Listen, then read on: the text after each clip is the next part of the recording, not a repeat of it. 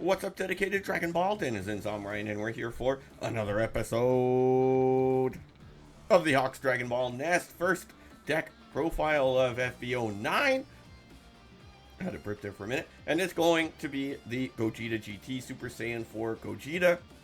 I've been having so much fun with this deck. I need to record this video, but I'm actually not quite finished with the deck, so I'll mention, two cards that I'm going to swap out once I level up. Haven't had a lot of time to play recently with work, but we'll show you what this deck is all about. So let's get into it. All right, here we are. We've got the Gogeta GT, 15k leader. When attacking, draw a card. Now, him, like most of the leaders in this set, have a cool awaken condition. Activate main or battle when your life is at 4 or less, or you have a total of 2 or more ki in your battle area, flip this card over. So you only need 2 ki, and you flip. A lot of times, I'm awakening at 8 life still. I'm awakening at 8 life because I am wild enough. And then, what have we got here? Gogeta GT on the back. I don't know why I had to say his name again. I mean, some of them change on the front side to back side. Okay, so permanent your turn. If you have a total of 3 or more ki in your battle area, this card gets plus 10k power. So in essence, he's a 30k swing, but you're like, oh, 30 keys, kind of a lot. When attacking, draw a card, then choose one of your battle cards. Choose one battle card with GT in its card name, and it gets plus 2 ki. Has to be in your battle area, can't be your leader. So basically, when attacking, he gets that too. So as long as you've got one card on the board with 1 ki, when you're attacking, another one's going to get 2, you're up to 3, and now you are a 30k. So, not bad at all. So, what's the rest of the deck look like? I've got mine, what I would consider to be a little bit more simplified than some, maybe not. There's probably some more that are a little simpler. So, Para Bros, I'm running at 3. It's just too good of a card, especially when I can't hit that removal. It actually does me really well in mirrors as well, when sometimes they get their Vegeta out first and just get him higher ki, or I miss my my Big Bang. So Para is a clutch card, so I'm running it at 3, and also Hercule at 3, because I've also had pretty similar things. Usually I'm grabbing back Para Bros with Hercule, but of course also maybe I might just snag a Pan or a Videl, usually, or I'm going to get the Pinnacle, right? So I like Hercule. There's a little bit of debate, like, is he needed or isn't he? I wouldn't be mad if you don't include him. The deck is super tight, so I've had to cut some things I don't really want to cut, and some of these ratios of 3 of, I'd prefer to get 4, but we need a lot of stuff in here, okay? Then I've got Videl GT, so I think there's fewer people on Videl in the cantrip, but I really think, my turns 1 and 2, like, I need action. I need action out here, and I just want to have more turn 1 plays and not just rely on the Bulla. And then similarly, let's say I don't find Pan on turn 2, what else am I going to do? So, be able to play out Videl or another Bulla is just really key. Another one I wanted at 4, but I'm down to 3. Okay, then of course we've got 4 of the Bulla GTs. This is our searcher. So look at top 3, reveal an extra or card with GT in its name, add to hand. So just a great searcher card to help us get through what we need. Now the Bulma, I'm running it 2, not really. It's really only until I get the Trunks. This one is you want to have 4 of, right? Because the Bulma does basically what Trunks does but to anyone, right? The Bulma is going to give your Vegeta 1 ki, and then you draw 1, discard 1, which I don't always like. Sometimes I have to chuck cards I really like. The Trunks, just if your leader has GT, add a card from life to hand. You're not going to do that. Then choose a battle card with 1 or more ki, and it gets another ki. So it does have to have 1 ki on it, but you're pretty much always going to have a card with ki on it. So just to make sure you don't misplay that. So great card. I mean, this is almost going to also guarantee that when you're using your SCR, you're going to, even if you're at 6, you could play this guy out with your marker, or not, maybe you have an extra energy, whatever, and it's going to basically guarantee that you turn, okay? Then the Pan GT, no brainer in terms of a 4 of. This card gets 1 ki on play. If you don't have a marker, you place 1. When KO, draw a card. Super nice. I just played a mirror, and I had I played 2 on my turn 2, I think. Yeah, turn 2 on turn 2. And I awakened, and then I left them out there, and of course he used his Goku to KO my board, and I drew 2 cards. The on KO is underrated, so I always leave it out there. I actually don't like comboing it from board, because unless I really have to, because it helps me cycle. You know, in this deck, that's also why I like this Videl. You know, consistency is probably like the one thing that's going to cut you down, because we don't have a ton of draw power, especially in the build that I have. So then we've got Vegeta. All right, on play, he gets a key. Place this card with 2 or more key into its owner's drop. Draw a card, then play a Vegeta GT with a cost of 4 from your hand. This one's a little bit complicated, because a lot of times, unless you're going to play the Bulma or Trunks on it to give it 2, you're going to waste 1 key, because you have to play him, swing, leader swing. Don't swing with him in the mirror, or else you're going to ruin it. Because he's going to destroy your activate main. But yeah, great card, and also replaces himself. So then let's skip straight to the Vegeta. I pulled 2 of these alts online. That was pretty cool. All right, this is like your like bread and butter of the deck, which I actually super love that they made it freaking Vegeta. If you've seen other videos, and I'm a Vegeta stan, okay, so full disclosure there. But if you've seen my other videos, I always complain about how when they have like Goku Vegeta decks, then Vegeta's always the little sidekick who just helps Goku. This card is better than, I mean, at least for usually what we're doing, I think it's better than, because it gives you more value, especially if you can get this guy to stick on your board. The Goku is great too. I mean, they're both insane SRs. So what do you do? Permanent. Add 1 to the cost of this card for each key this card has. And if it's your turn, he gets plus 5k for each key that he has. And then the activate main once per turn. This card gets a key. Then if you don't have an energy marker, you place an energy marker. So great. If you could defend this guy. And the crazy part about it is he's going to get up to a 6 or a 7 cost. So your opponent there's not a lot of extras that can KO him. So they're going to have to swing into that 30k. It's not that hard to defend. So this guy is extremely difficult to remove. Extremely difficult for most decks. I mean, some decks have ways, but especially by the time, I mean, we're playing this guy out as early as turn 3 if we have the marker. And, you know, to have a 6 or 7 cost on board, you know, in essence, he's going to get up to a 7 easily with his ability in leader swing. And it's just insane. And then now we've got a body that's on there swinging for at least 45k a turn. Man, I love this card so much, and I'm glad that like this one's the one we use more. But then we've got Goku. You know, not to be outshone, I didn't get an alt of this one online, which is fine. This is also a great card. Okay, on plane when attacking, he gets 1 key. Activate main once per turn. Remove 1 or more of your key. Choose all battle cards in your opponent's battle area with a cost less than or equal to the key removed by the skill and KO them. Then this card gets plus 10k power for the turn for each card KO'd by this skill. That is pretty insane. So I think this card, like, almost single-handedly is just killing any swarm decks out there. Like, I mean, imagine like the Frieza, you know, Frieza that loves to put on like 4 or 5 bodies in a turn, and there are only 2 costs, that Frieza, and now we just use 2 key to KO 4 bodies, and this guy's like a 60k now. Like, that's insane. And it only costs, you know, it costs key. The KOing is a little bit harder the more late game you get. You know, to KO is 6, you've got to get 6 cards, but it can board wipe. It's just crazy how it goes. But the reason why Vegeta's usually the first one you play, because he can get you your marker back. Goku can't. And then this guy's easier to remove as a 4 cost because he stays as a 4. But both cards just crazy good. All right, so let's talk about this Gogeta GT. Just one of the sickest SCRs out there. Honestly, like when I saw it, the ability, you know, I'm like, it's not that great. I think it's good, but in practice, since I've played it, it's insane. I mean, it's so insane that I've actually only gone through the entire loop once. Like, sometimes when you throw this card down, your opponent just resigns. I've had so many resignations, at the very least, like I like get to the end of my turn before the loop and they resign.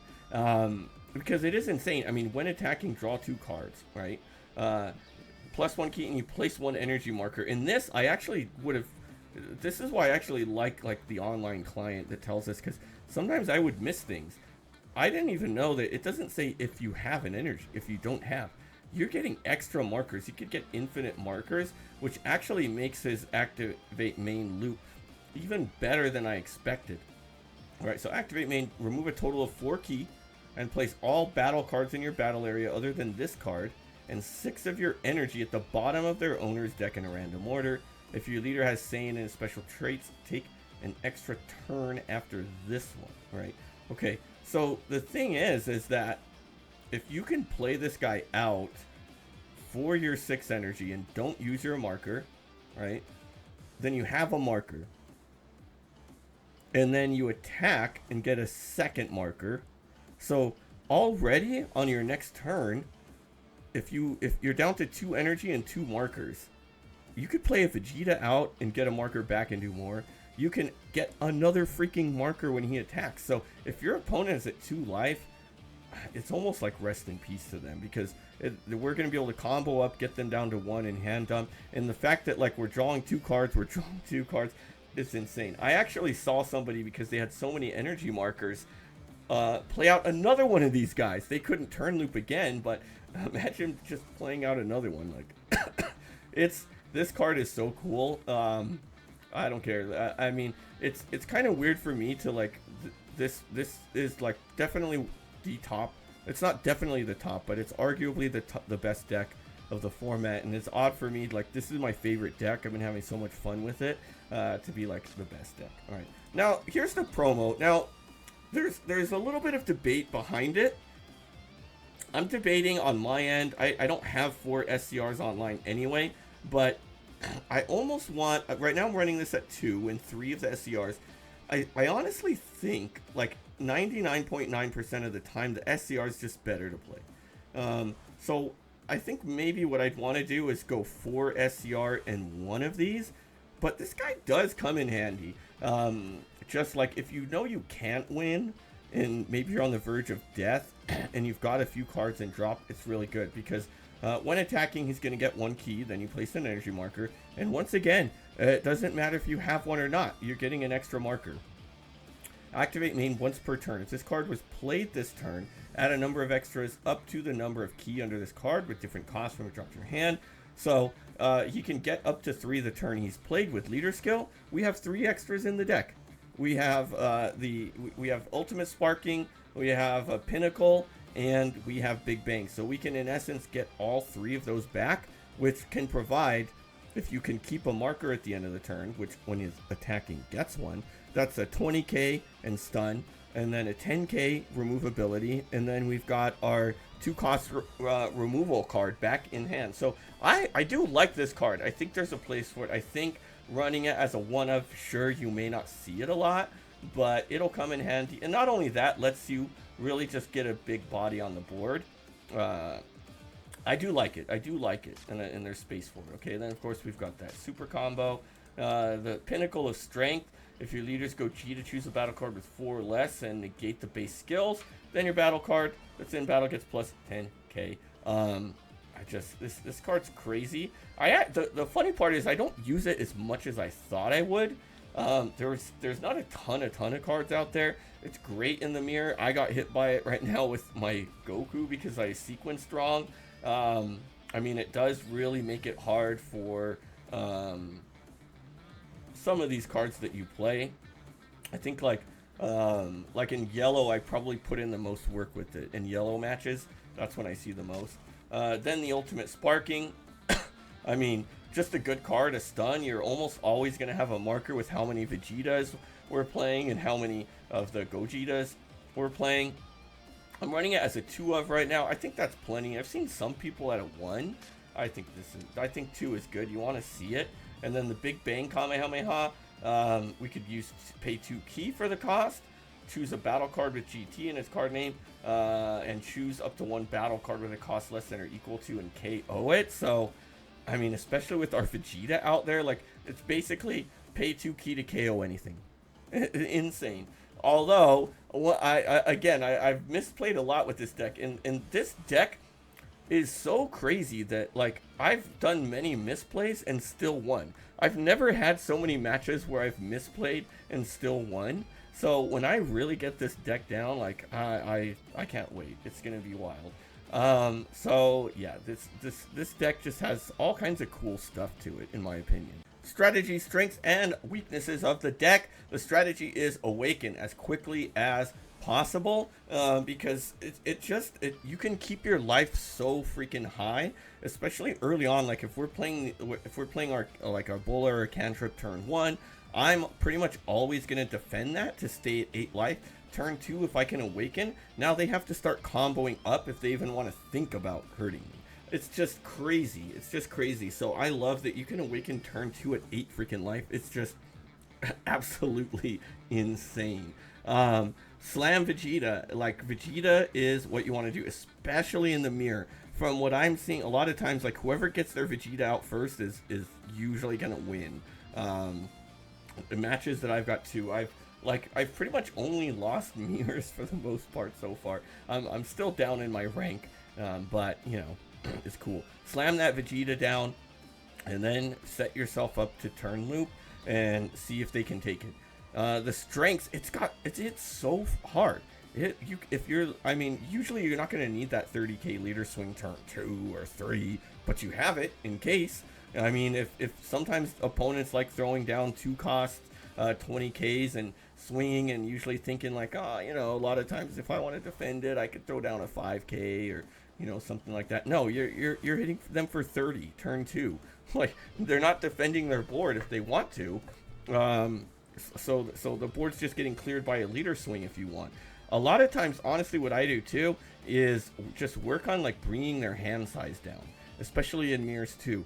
You know, like knowing the fact that like I can really add up quickly, like keep that board clear, and just if I have to swing into their board and not KO something, cool. Sometimes I know I'm gonna KO something, but I know that they want to defend it, so I'm gonna swing into that board, you know, make them waste cards in hand, so that now at the end of the game, maybe they're still at 4 life, but they have 3 cards in hand. I'm gonna turn loop them. I've got a Vegeta, 1 to 2 Vegetas on board and a Gogeta. Like, it's not gonna be good for them.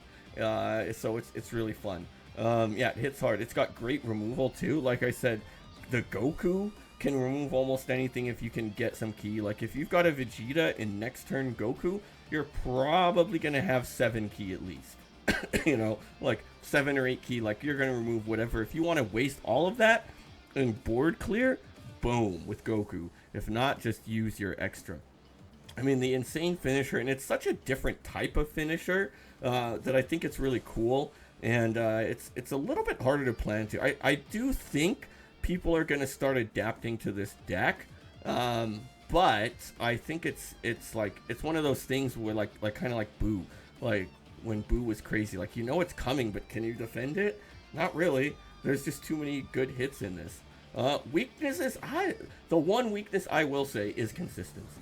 You know, with the matches I lose or the matches I don't find my Vegeta, I don't find my Gogeta, and honestly, like, the Gogeta is the least of my worry.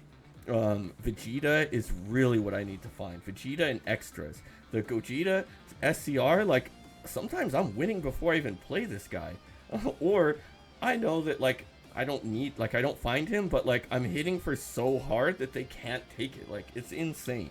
Sequencing, I mean, that's been my weakness so far. Mis-sequencing, you know, playing something too early, playing it too late, using an ability too early, like keeping track of energy markers so that I get the best out of it. Like, I think piloting this deck, it's not a hard deck to pilot, you know, in my opinion, but it is easy to mis-sequence and miss things, you know.